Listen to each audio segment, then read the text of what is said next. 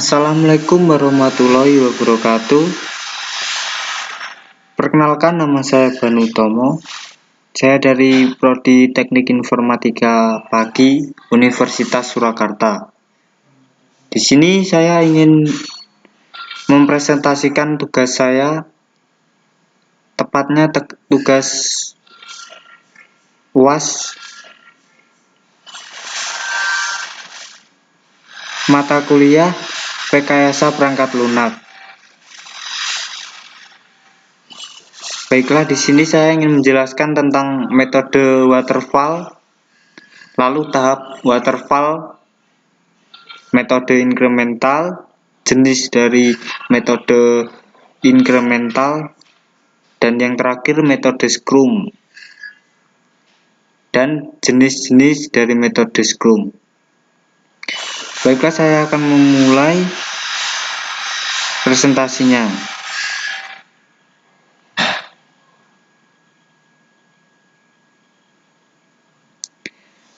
Di sini metode waterfall terdiri dari 5 tahap. Dari 5 tahap tersebut terdapat beberapa bagian. Dan metode incremental mulai dari pengertian dan contoh model gambar. Lalu metode Scrum, pengenalan metode Scrum dan pengertian dari metode Scrum. Metode waterfall yaitu metode pengembangan perangkat lunak tertua, sebab sifatnya yang natural. Langkah demi langkah yang dilalui harus diselesaikan satu persatu, tidak dapat meloncat ke tahap berikutnya, dan berjalan secara berurutan. Oleh karena itu disebut waterfall, yaitu sebuah air terjun. Setelah mengetahui apa itu metode waterfall, selanjutnya masuk pada pembahasan mengenai metode waterfall.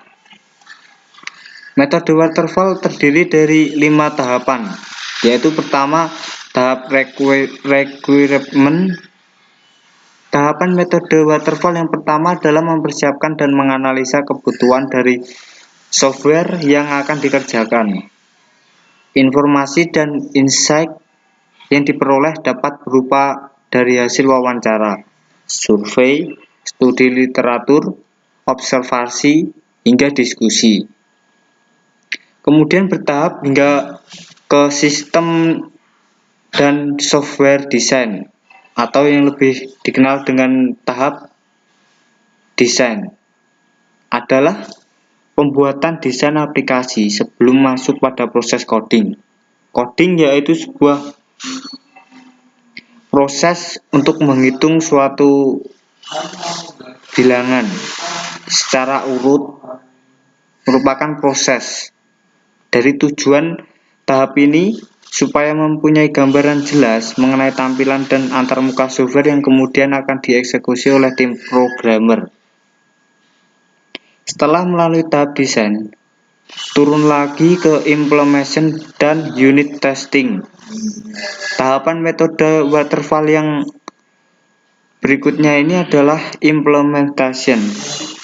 Implementasi kode program dengan menggunakan berbagai tools dan bahasa pemrograman sesuai dengan kebutuhan tim dan perusahaan. Jadi pada tahap implementasi ini lebih berfokus pada hal teknis, di mana hasil dari desain perangkat lunak akan diterjemahkan ke dalam bahasa pemrograman melalui tim programmer atau developer tersebut. Setelah melalui implementation, turun dan bertahap lagi ke integration dan testing. Integration dan testing sendiri mempunyai tahap, dan termasuk tahap yang keempat dari ketiga tahap metode waterfall.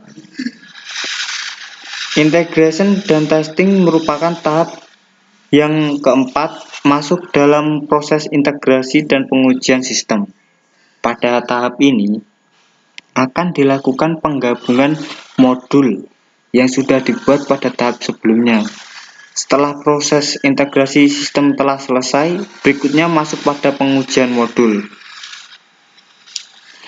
Pengujian modul tersebut lanjut ke operasi atau maintenance, tahapan metode waterfall yang terakhir, yaitu maintenance. Maintenance adalah pengoperasian dan perbaikan dari aplikasi. Setelah dilakukan pengujian sistem, maka akan masuk pada tahap produk dan pemakaian perangkat lunak oleh pengguna. Untuk proses pemeliharaan memungkinkan pengembang untuk melakukan perbaikan terhadap kesalahan yang ditemukan pada aplikasi setelah digunakan user. Di sini menurut saya metode waterfall merupakan metode yang sangat komplit ya, karena dikerjakan secara berurutan dan memiliki tahap yang begitu banyak. Sehingga menurut saya metode waterfall ini sangat baik.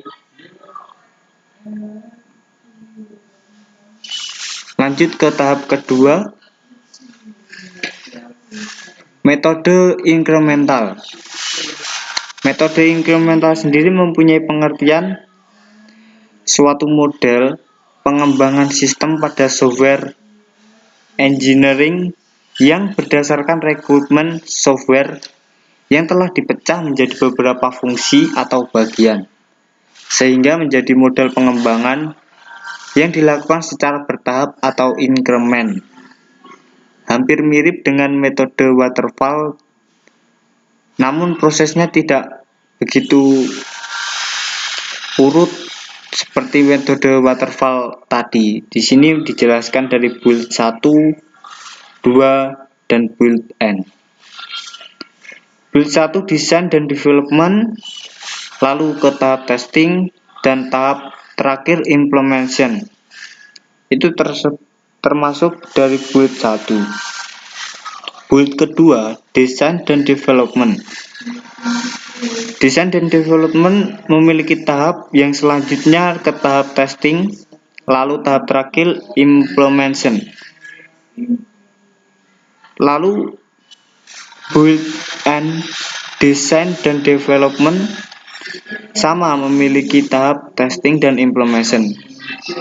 Ketiga tahap ini memiliki proses yang sama dan penyelesaian juga sama.